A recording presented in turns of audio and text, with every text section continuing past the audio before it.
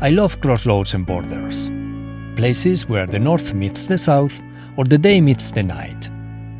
The Caucasus is one of those places, being famous for marking one of the borders between Europe and Asia. As happens with all neighbors, the three countries that sit in this region of the world are different and similar at the same time, sometimes much more similar than they believe. As usual, it is always better if you come in person and visit the place by yourself.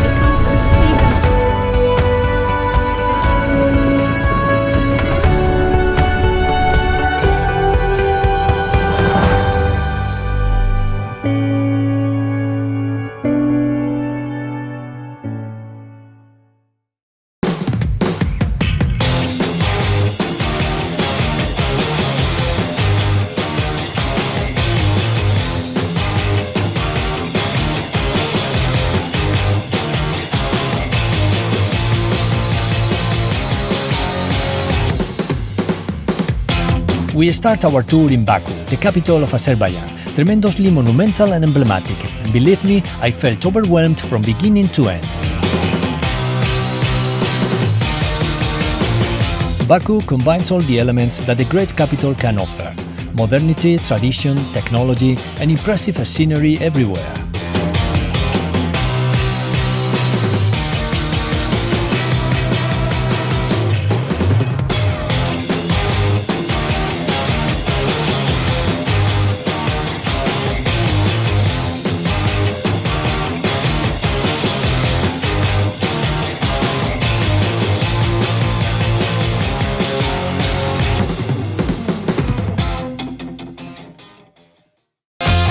With more than 2 million inhabitants, Baku is the most populated city of the Caucasus region.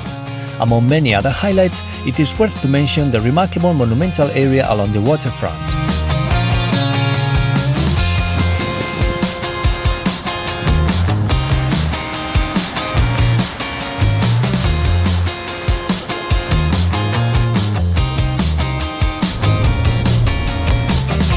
Another compulsory visit is the Haydar Aliyev Center, a building with an iconic curved style that avoids all types of sharp angles.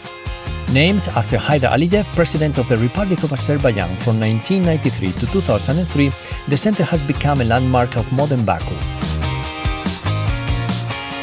The interior of the building is also spectacular, hosting uncountable pieces of art and featuring an amazing design.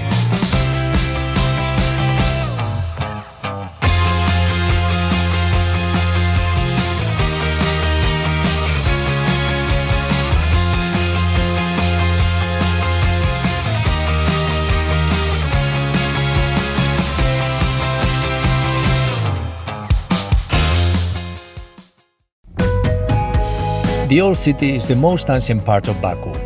Surrounded by walls, with a population of about 3,000 people, it became the first location in Azerbaijan to be classified as a World Heritage Site by UNESCO in December 2000. This is the typical center of Arabic city. It's crowded, narrow, full of colors, smells, usual.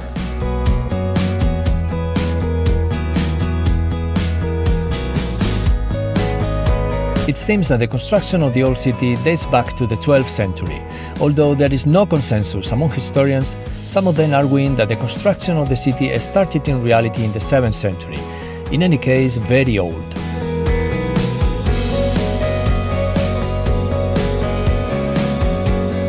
Is there?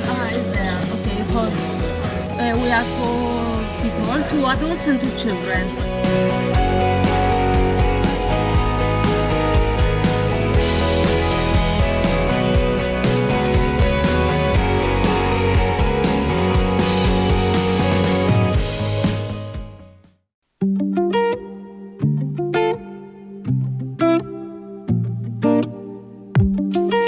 The night falls in Baku, inviting us to a charming stroll along the Memorial Park, enjoying astonishing views as usual. The eternal flame reminds visitors of the so-called Black January, although in this fantastic area of the city, nothing looks really black to me. Baku left a great impression on me, and I mean that it really impressed me for many reasons that I believe are easy to understand.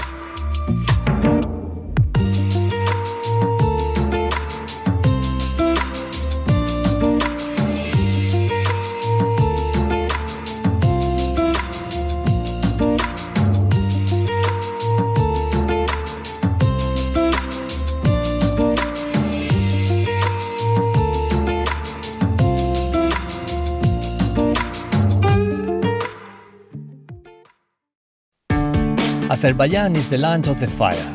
A proof of this is the Fire Temple of Baku, a castle-like religious temple located in Surahani, a suburb of Baku.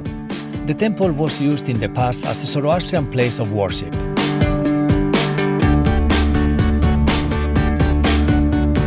The place exhibits fire everywhere. It is the natural eternal flame currently lit by gas piped from the nearby city.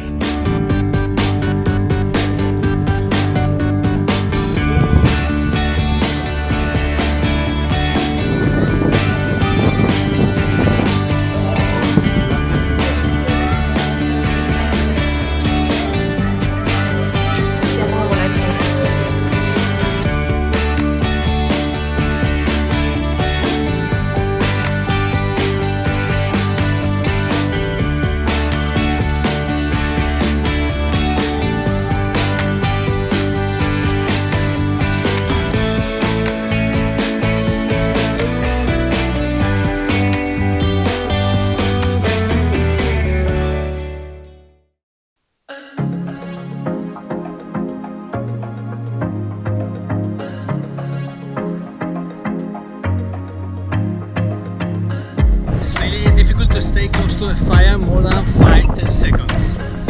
Wow, it's warmer than I expected.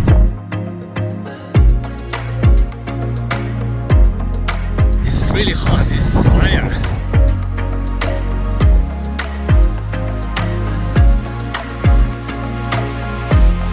Definitely Azerbaijan is a combination of fire and very windy.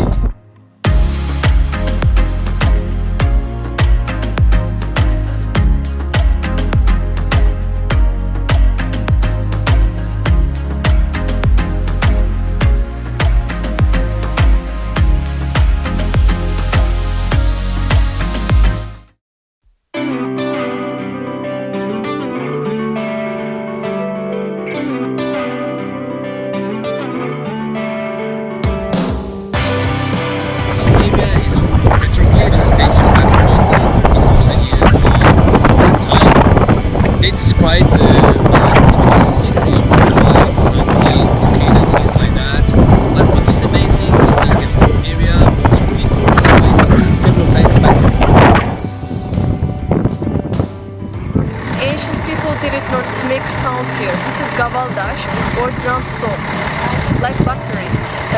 Make sound here and dance like yalla for hunting. During ordinary people, they put it about here and send it the direction of the Caspian Sea. In these ancient historic places, I feel really young, to be honest. Here hunters again, shaman, ox to oxen, and baby oxen. Oh. 4 different purposes.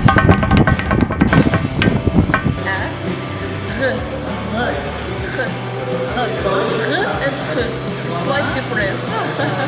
Yeah. Good. Gori. Yeah. For example, my name is Müjgan.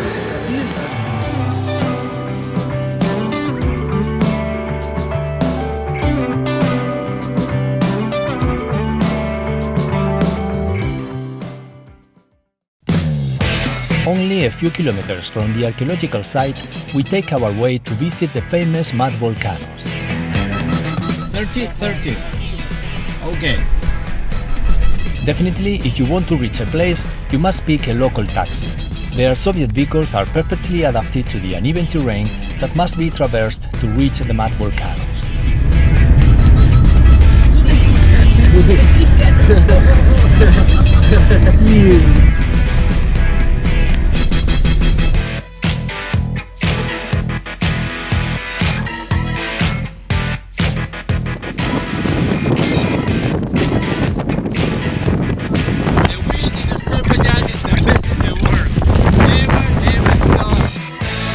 Azerbaijan has almost 50% of all mud volcanoes in the world, about 350.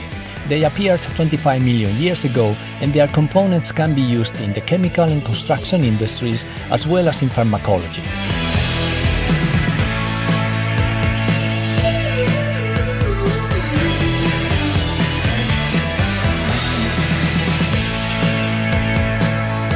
Good luck.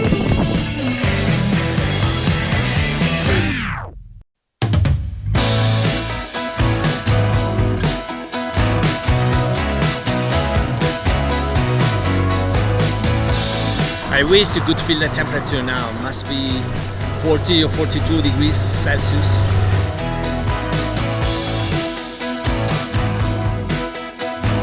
This is something that cannot be appreciated in the videos. You have to travel to the place in order to feel the temperature, to sweat and enjoy your 40 degrees. Yeah.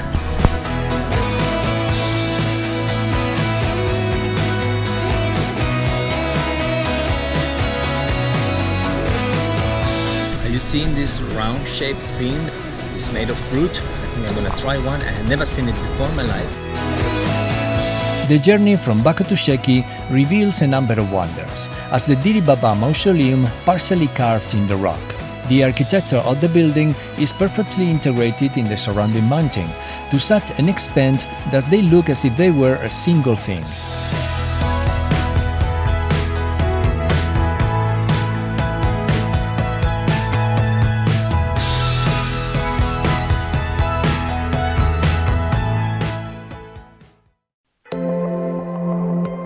The local peoples say it's the 4 metal skeletons of minaret. You see, 1, 2, 3, 4. It was before 4 minarets. Now 2 of them are rebuilt, 2 of them are left because of history.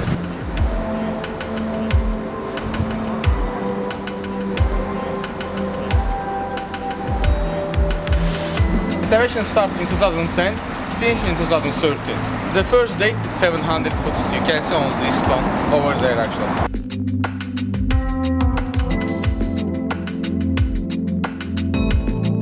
These places I feel very, very Western.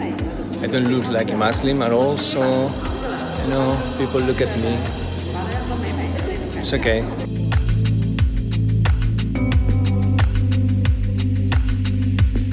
This is the largest mosque of the country. I'm happy that I have been allowed to take some footage, to take pictures, videos, everything, so I can have a nice memory of this beautiful, impressive place. This is not very common in Islamic mosques. I've been lucky this time. There's something very interesting to note in this town is that you must be extremely careful when crossing the street, because drivers are not very respectful. You know what? I wish you could feel the temperature. Must be 40 something. Yes, you have to come here. Sweat and sweat and sweat.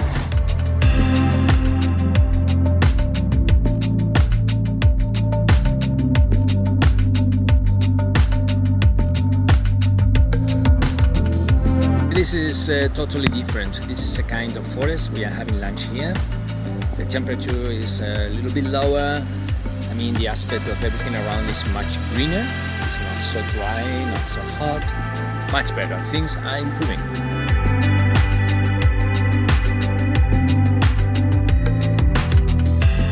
I have seen places like this in the Balkans, Bosnia, Macedonia, very typical lake environment.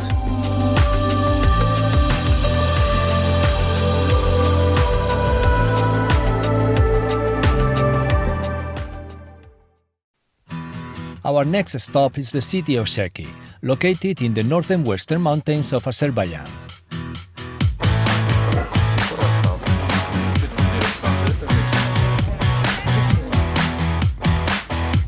Sheki is an old city, quite pleasant, quite walkable, with I think a number of highlights. After Baku is the most outstanding city that I have visited in Azerbaijan.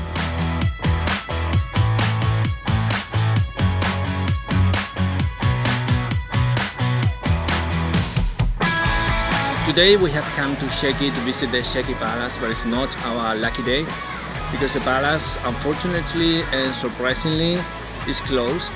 There was some kind of accident like 2 or 3 days ago, a big tree falling down injuring 7 people. So the authorities decided to close the palace for visitors. So I can just take pictures from outside.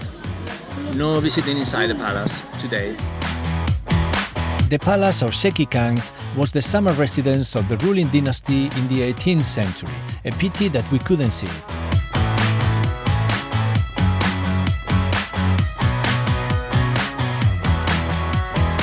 Another highlight in Sheki is the caravanserai, a former hostel along the Silk Road.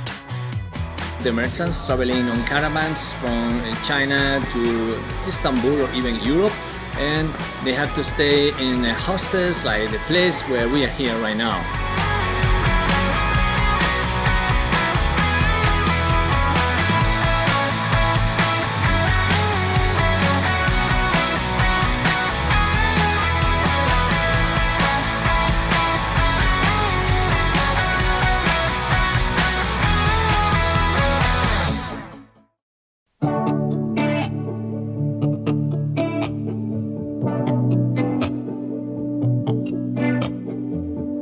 The Church of Kiss. Let's see what's inside.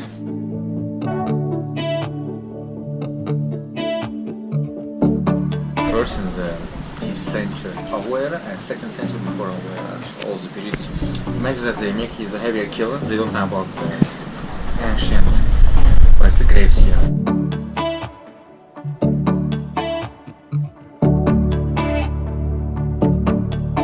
In Georgia you also the same types actually, but much more bigger.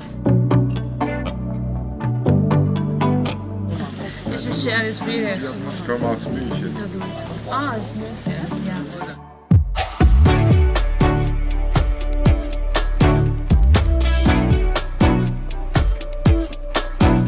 So it seems that there is a relation between Scandinavian mythology and the mythology of Azerbaijan. Let's look.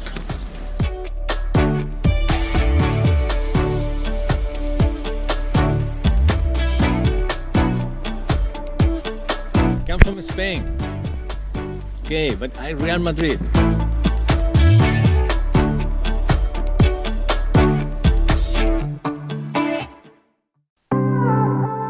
Tufandag is a ski resort in the Caucasus Mountains that offers a fantastic change of scenery. With several hotels and a network of cable cars, it is also enjoyable in summertime. Azerbaijan has several types of climates. It has a very desertic area in the center of the country, but it also has spectacular mountains like the one I have behind me. Actually, this is a ski station very popular in winter, spectacular.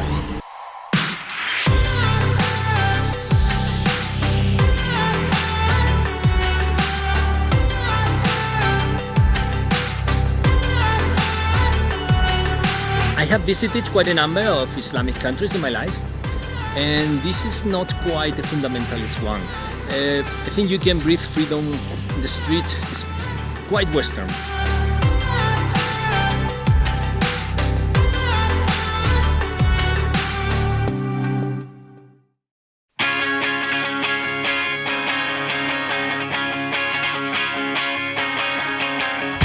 The city of Batumi is our next destination.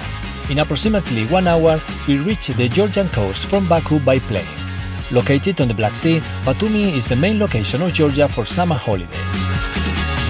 The first impression is good, and it makes me think that Georgia also has a lot to offer to visitors.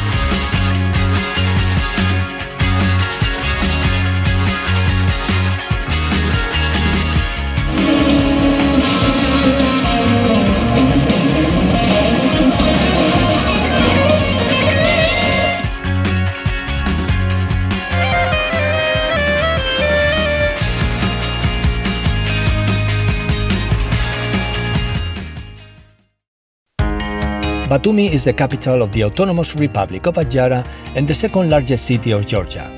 The historical old town is simply majestic, with plenty of classical buildings from the 19th century and delicious architecture everywhere.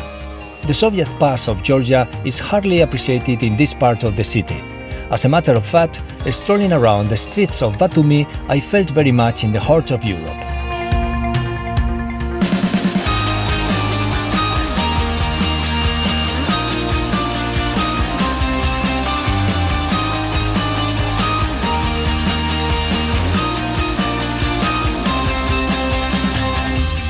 Batumi has more than 120,000 inhabitants and an important seaport. The pillars of Batumi's economy are tourism and gambling. Yes, gambling. Not in vain, it is also known as the Las Vegas of Georgia, an interesting nickname, by the way. Summer is an especially beautiful time in Batumi, with a vibrant street life and lots of activities outdoors, something that I believe most people enjoy.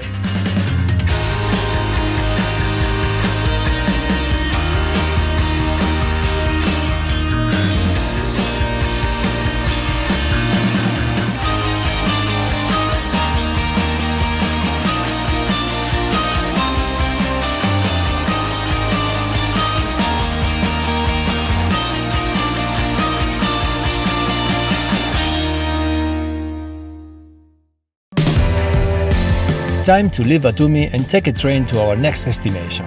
Tiflis is waiting for us. Let's go!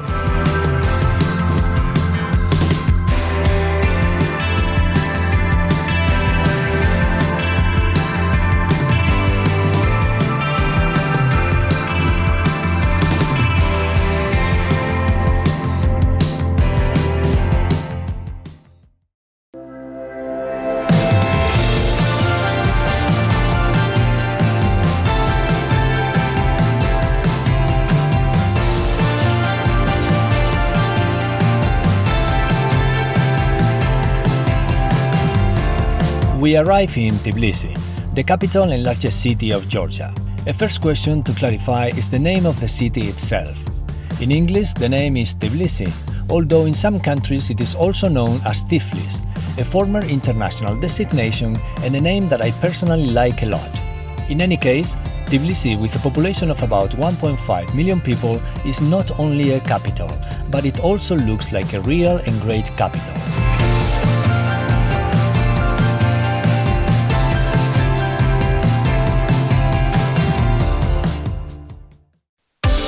The surrounding mountains and the Khor River provide the city with impressive scenery, but Tbilisi is also about history.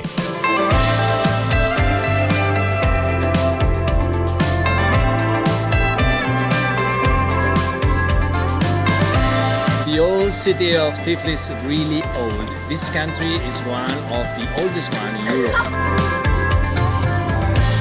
The old town offers a great vibe for having dinner or for taking a drink when the sun falls down. A very important difference between Georgia and Azerbaijan is that here you see a lot of Western tourists. The Christian Orthodox tradition of Georgia is another feature that can be clearly appreciated on the streets of Tbilisi. The monumentality of the city center is paradigmatically represented by the modern bridge along the Khor River. I am totally amazed with the big constructions in this city, like the fantastic bridge. Look around and see this bridge where we are walking along. It's amazing.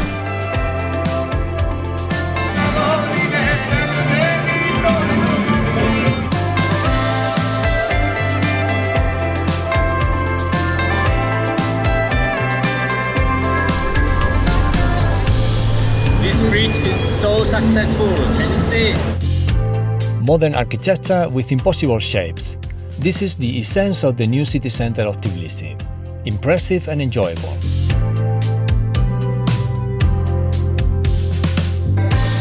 Hey, look at this park. As you see, so much space, big room, you can walk. It's amazing. I'm falling in love with this city. Abanotubani is well known for its sulfuric baths. The hot springs located in this area are connected to the fountain of Tbilisi.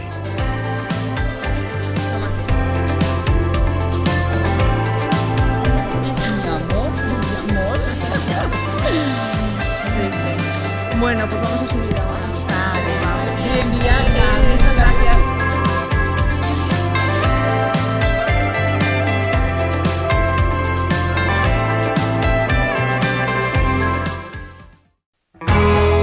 The surrounding mountains provide impressive overlooking views of the city. One possibility to enjoy those views is to take a funicular along the slopes of the Mtskheta mountain to reach the amusement park with the same name, located at the top at a height of almost 800 meters.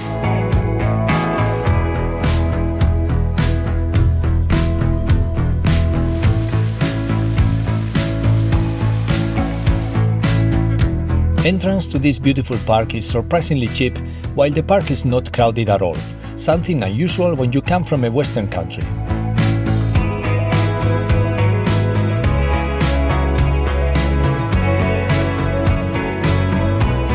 Another possibility to enjoy overlooking views of Tbilisi is the Narikala Fortress, the guardian of the city.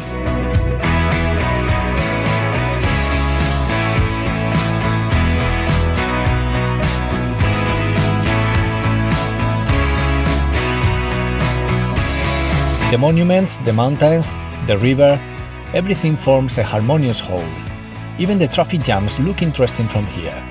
After a few days in Tbilisi, it is still difficult getting used to this amazing scenery. Definitely, Tbilisi is a great discovery and a beautiful European capital.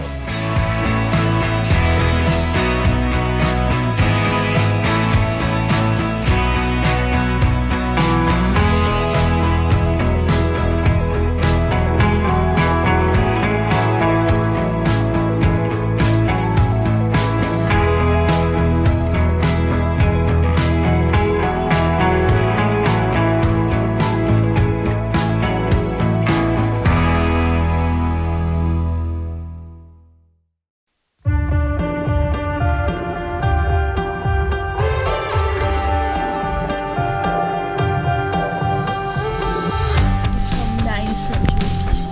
Okay. 3000 years.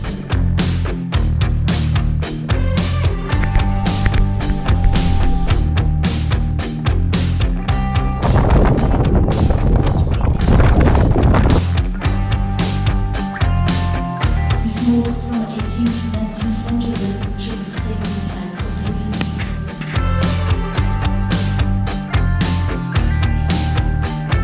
This is from 4th, 3rd centuries BC.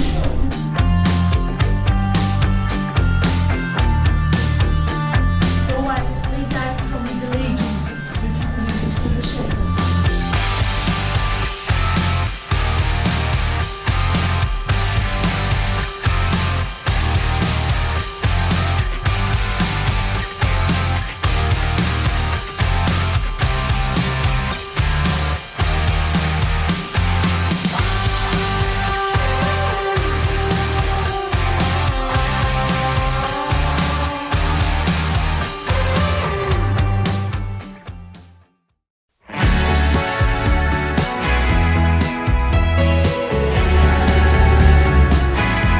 Today we have to reach Kazbegi.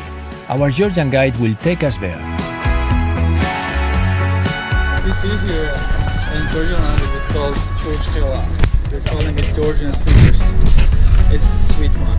Try this beautiful yak. Very appropriate for summer.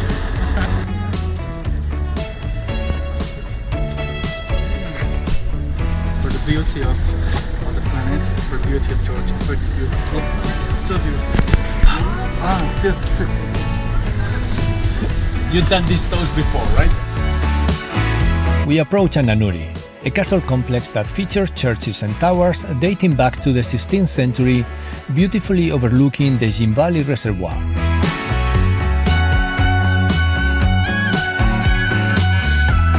You look in the front, there's a tower. This tower got the shape of the pyramid.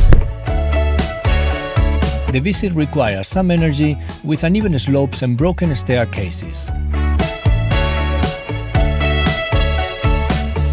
Important is the eyes. They're so big, bigger than the face.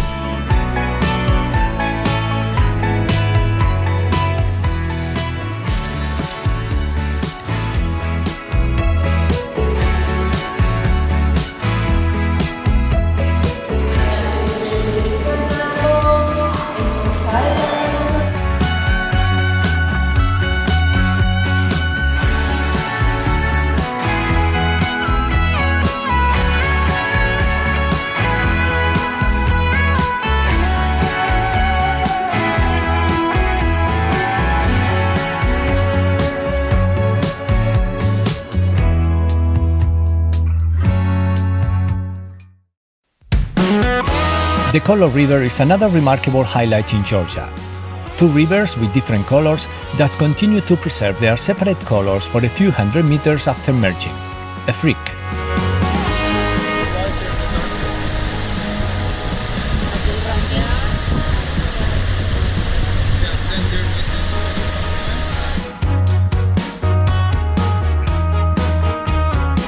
Tomorrow we're going to meet in this part of the country. Not long ago, Georgia and Russia were good friends. This monument is a tribute to the former friendship between them. After 200 years was built this monument. Monument of friendship took place. On the left side we're having the part of Georgia, on the right we're having the history of the Azerbaijan.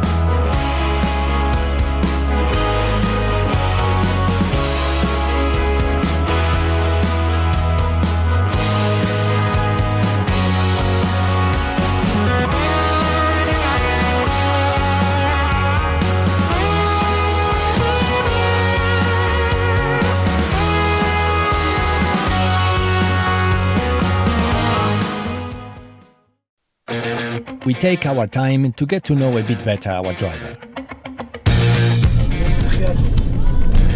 Está refugiado aquí porque es de Serbia.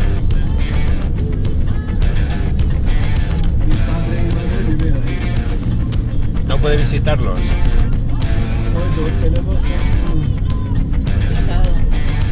You see the underneath the mountain, there's kind of antenna. This is the mark zone. There's a mark zone over here. It's very close by to Tbilisi at the same time. It's at the very top of Tbilisi. So it's a really good location. They even wanted to conquer all the parts of Georgia, not only Serbia. Driving in the Caucasus is a great experience. Sometimes it's fun and you have to avoid animals wandering on the road. Sometimes the frequent roadworks make it not so fun. In any case, the travel experience is always interesting and there is so much to do around the road. It is not only about driving. Anything you find is a good excuse to stretch your legs and have some fun.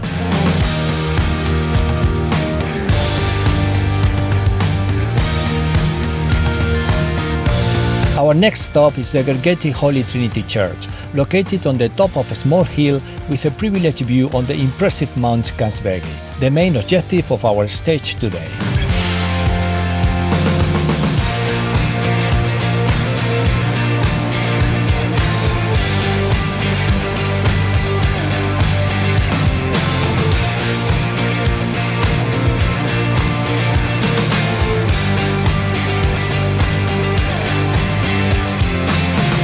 We stayed overnight in Gudauri, just a few minutes drive from Kazbegi, a quiet town with a beautiful river. Low pace and relaxed ambient. This is another nice place to enjoy a peaceful walk before dinner.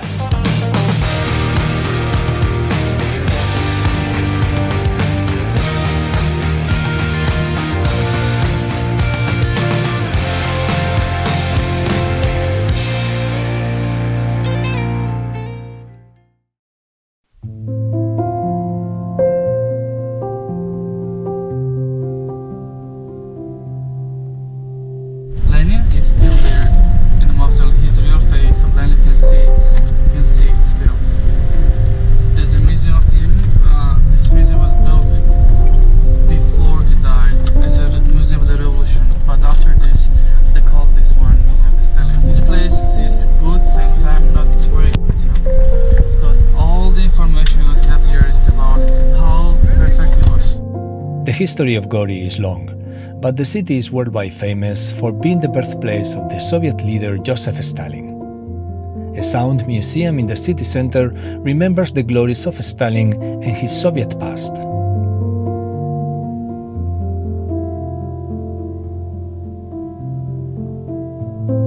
Taking footage in the museum is not allowed, which is a very Russian practice.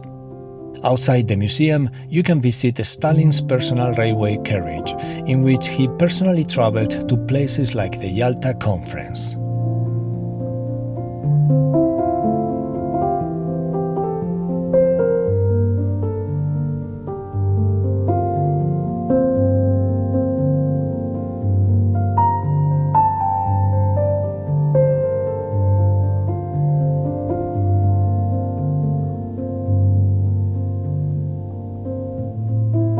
Unfortunately, history is like this.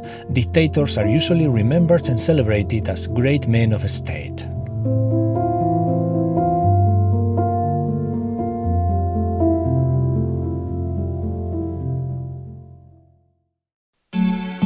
We move on and visit the historical Mtskheta, one of the oldest cities in Georgia and its former capital. And we have the right arm of the master on the wall of the church. King punished him because he built such a beautiful one. One close to Tbilisi, other one starts on the Caucasus.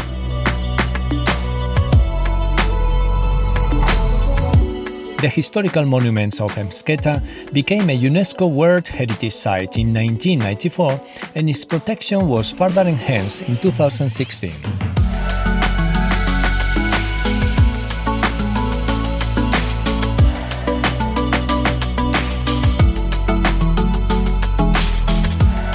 All the churches, all the monasteries that they had their own wine from the church, so this place was found. Mtskheta is one of the most vibrant centers of Christianity in Georgia. In fact, it was declared as the Holy City by the Georgian Orthodox Church in 2014.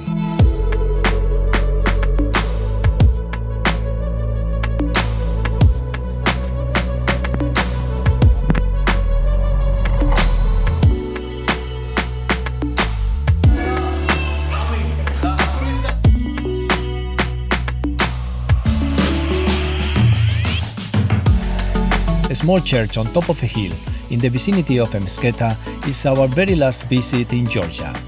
We leave this country with good memories of their landscapes and their people.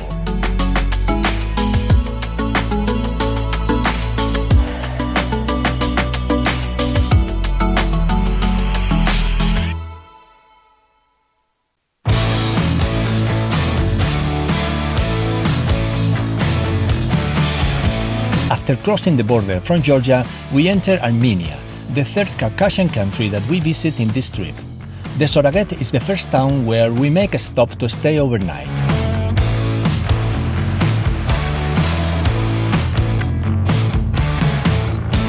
If I want to be honest, I have to say that roads in Armenia are not in good shape. Very often the main road is a gravel track with continuous interruptions due to road works.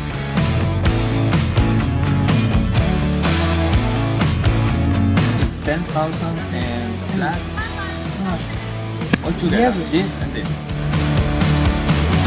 After a few kilometers of patient driving, we eventually arrive in Alberni.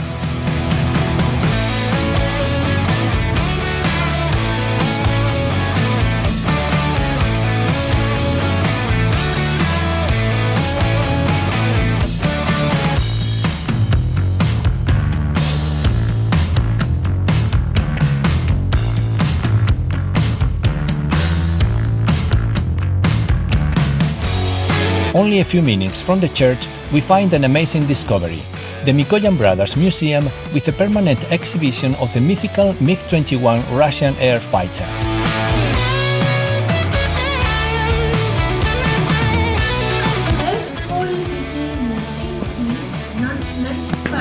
Mikoyan and Kurevich MiG.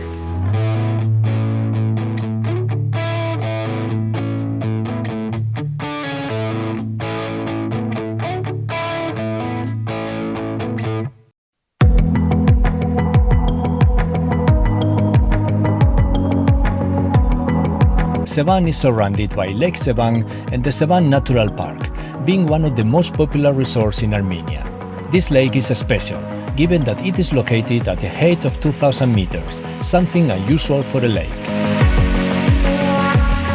Sevan Lake is the second largest freshwater lake in the world after Baikal Lake in Russia.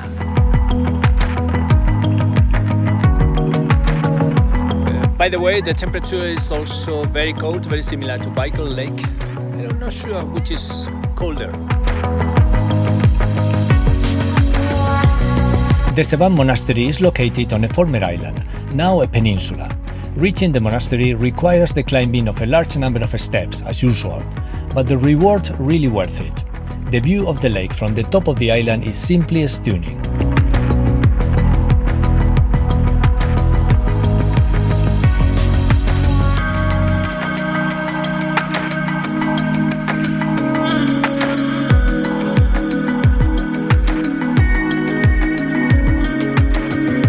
These places are always impressive.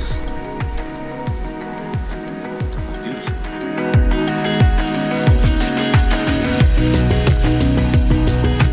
It reminds me a little bit of Irish cemeteries, but only a little bit, okay? This medieval cemetery from the 10th century has the largest cluster of hachkars or cross stones in Armenia.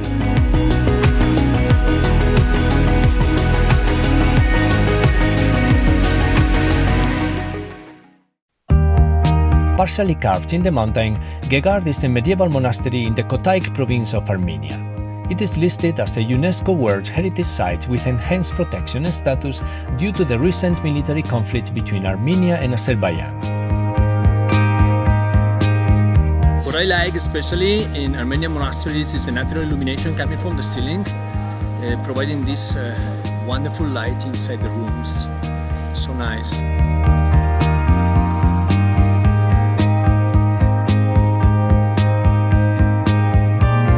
Armenian churches have the most mystical ambient I have ever seen in my life, to be honest. But the beauty of this monastery is not only in the interior of the church, you can see it all around it.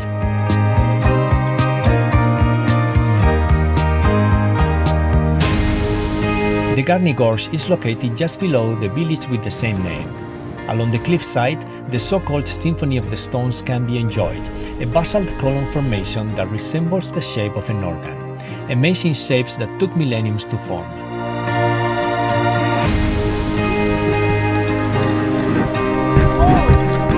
The God River is the responsible for the formation of this gorge. It still flows with energy.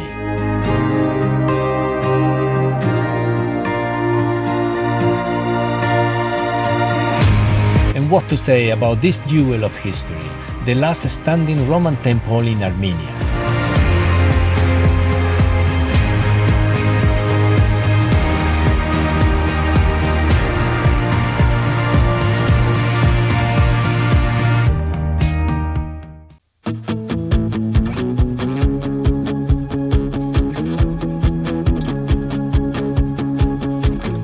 The capital of Armenia is the next stop in our travel.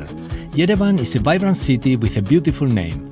Located in the Ararat Plain, this is one of the oldest continuously inhabited cities in the world.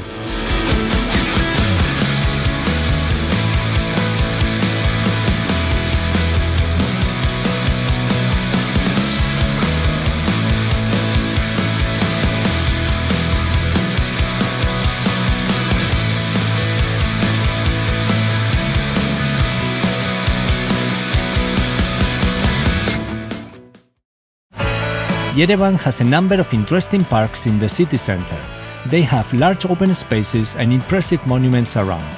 In a country with high temperatures in summer, public parks are dedicated to the water so that everybody can enjoy it.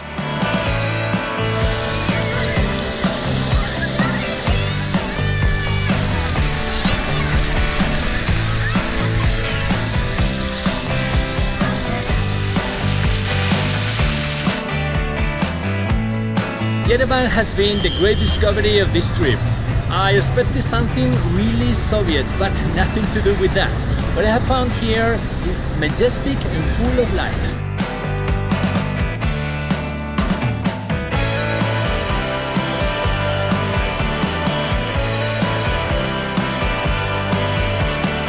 Yes, a funny city with a vibrant ambient, especially at night. Yeah, discovery.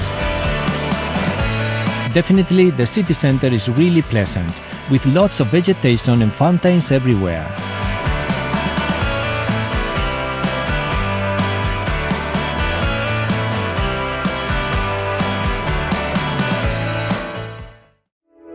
The center of Yerevan has plenty of magnificent buildings and monuments, most of them of recent construction.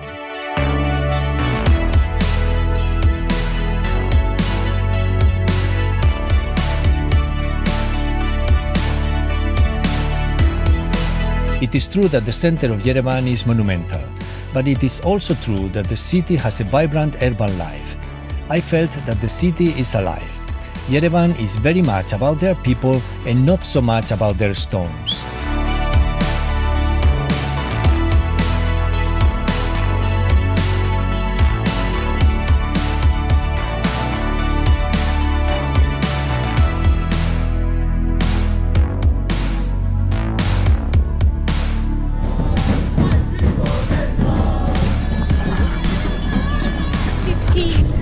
Of anniversary for us. Okay.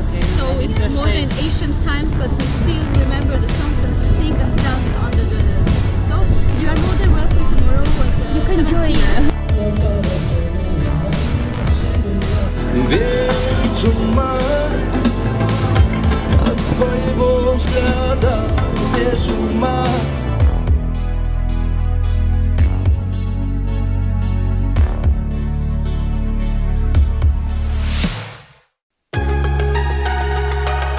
The central district of Yerevan is host to the Cathedral of St. Gregory, also known as Yerevan Cathedral. It was built in 1997 as a flagship of the Armenian Apostolic Church, which is not the same as the Roman Apostolic Church. The Armenians have a Christian church of their own.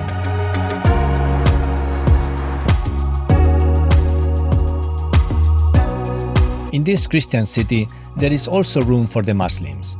The Blue Mosque is meant to provide religious service to the Iranians residing in Yerevan.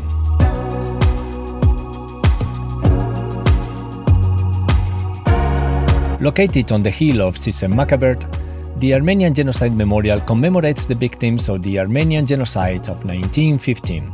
Over the years, a wide range of religious figures, artists and politicians have visited the memorial.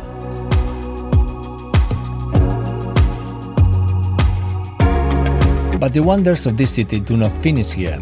The Caucasian Center for the Arts is a modern museum located on the impressive Yerevan Cascade. This giant stairway, made of limestone, dominates the central district of Yerevan and provides a strategic view of the city.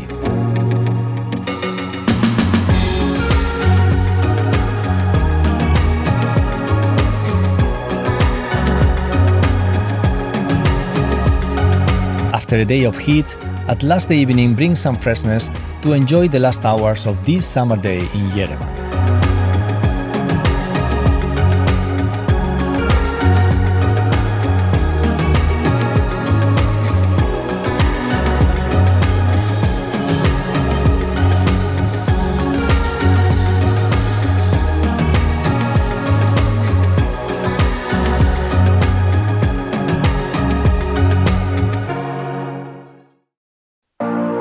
Another amazing surprise that we found in Armenia is the Zvartnots Cathedral, which literally means the Cathedral of the Celestial Angels.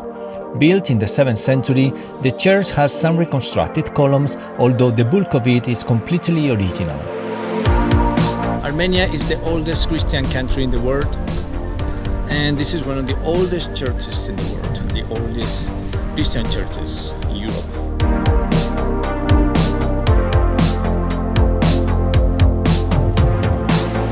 The truth is that it has a Roman flavor, right? And indeed, it resembles a Roman temple, no doubt about that.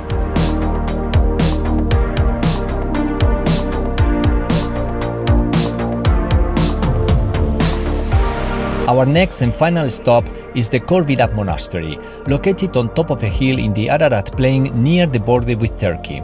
The monastery is a pilgrimage site given that St. Gregory, the religious mentor in Armenia, was imprisoned here for 14 years.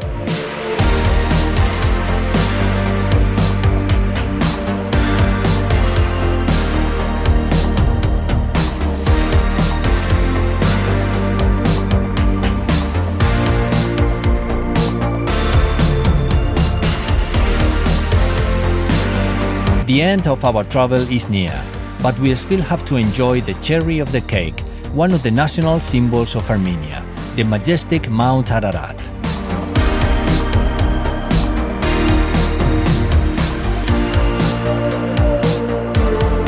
After 3 weeks of travel, I have a much better idea about the Caucasus, about their impressive scenery and their friendly people. As always, traveling is so rewarding, a big master in life.